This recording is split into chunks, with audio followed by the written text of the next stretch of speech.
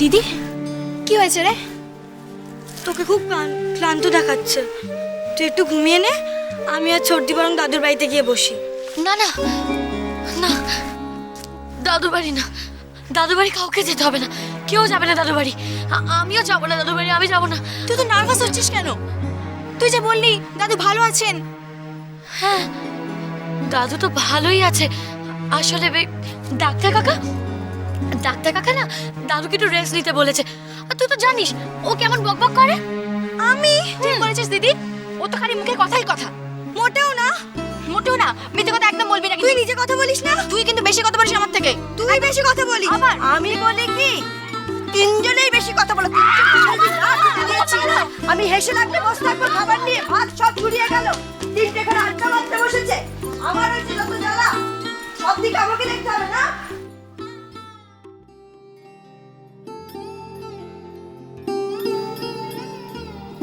দাদু, এখন তোমার কেমন লাগছে? How you feeling now? ভালো ভালো। দেখো, আমার জন্যে অত দূর থেকে তোমার আসার কোনো প্রয়োজন ছিল না। দেখো দাদু ভাই, আমার বয়স হয়েছে, এই বয়সে তো রোগ ব্যাধি লেগেই থাকবে। I'm sorry, Dadu. I'm really, really sorry.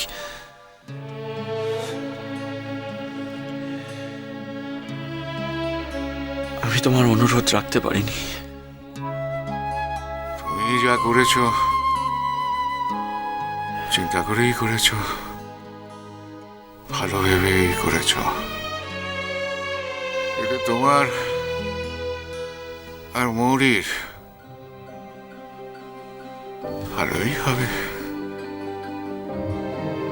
ভালোই হবে। দেখো, আমি পুরনো পন্থী, তোমরা নতুন প্রজন্ম, নতুন ভাবে চিন্তা করতে শিখেছ, ভালোই হয়। দাদু, দাদু, ডাক্তার কাকা কিন্তু তোমাকে কথা বলতে বারণ করেছেন, তোমাকে তোমাকে টেনশন করতে বারণ করেছেন। প্লিজ। ভুল করেছিলাম, আমি ভুল করেছিলাম। মৌরির স্ত্রী অন্ধ হয়ে গেছিলাম। মৌরিকে বাঁচাতে গিয়ে, মৌরির সুখের লোভে আমি তোমার প্রতি অন্যায় করেছি। আমি জোর করে মৌরিকে তোমায় বিয়ে করতে বাধ্য করেছিলাম।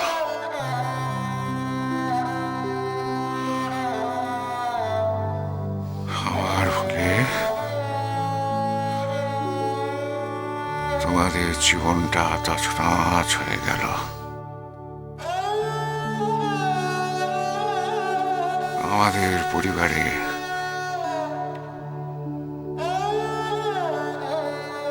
আবার আর একটা ডিভোর্স।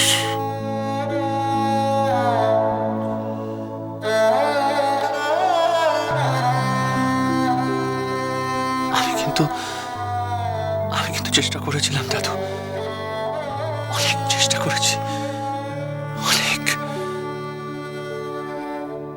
তোমার বিরুদ্ধে আমার আর কোনো অভিযোগ নেই দাদু ভাই।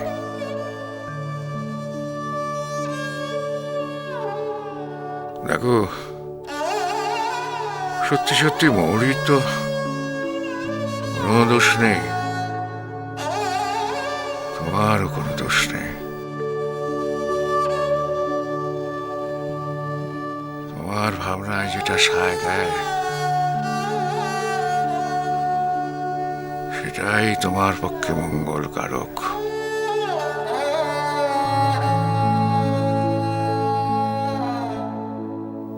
সুখী হ দাদু ভাই,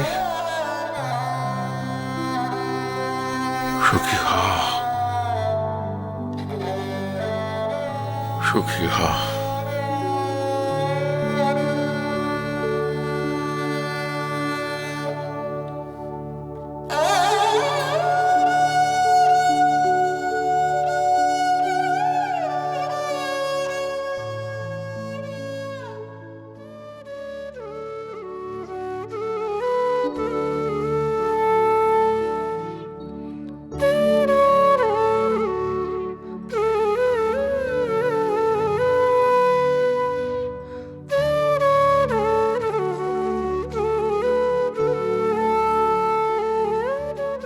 কি গো, পলাশ ডাঙা এসেও তুমি আমার কাছে নেই? ঘুম আসছে তোমার? আমার যে খুব ইচ্ছে করছে তোমার কাছে চলে যেতে, খুব ইচ্ছে করছে, খুব ইচ্ছে করছে তোমার কাছে চলে যেতে, খুব।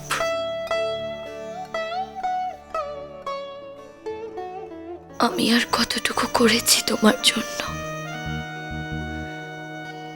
তুমি তো কতবার আমাকে বাঁচিয়েছ, কখনো মৃত্যুর মুখ থেকে। আমার জীবন পাত্র উচ্ছলিয়া মাধুরী করেছ দান। আমার জীবন পাত্র উচ্ছলিয়া কখনো মাধুরী করেছ দান। অপমানের হাত থেকে। তুমি জানো নাই, তুমি জানো নাই, তুমি জানো নাই তার মূল্যের পরিমাণ। জীবন পাত্র উচ্ছলিয়া মাধুরী করেছ দান।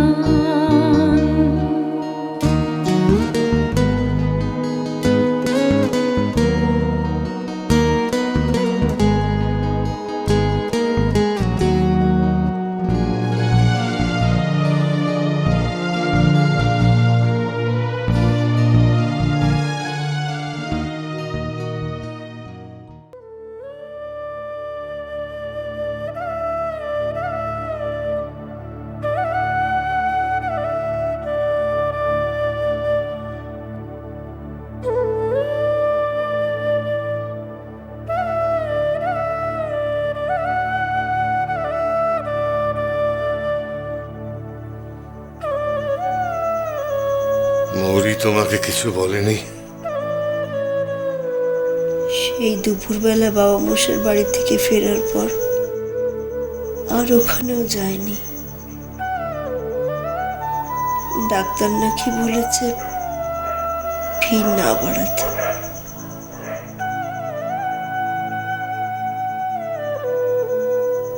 তুমি চুপ করে আছো কেন?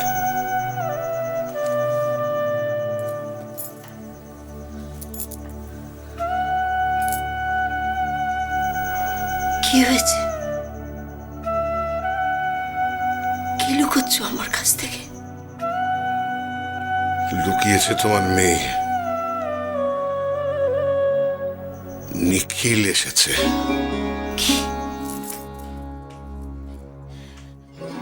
নিখিল এসেছে? নিখিল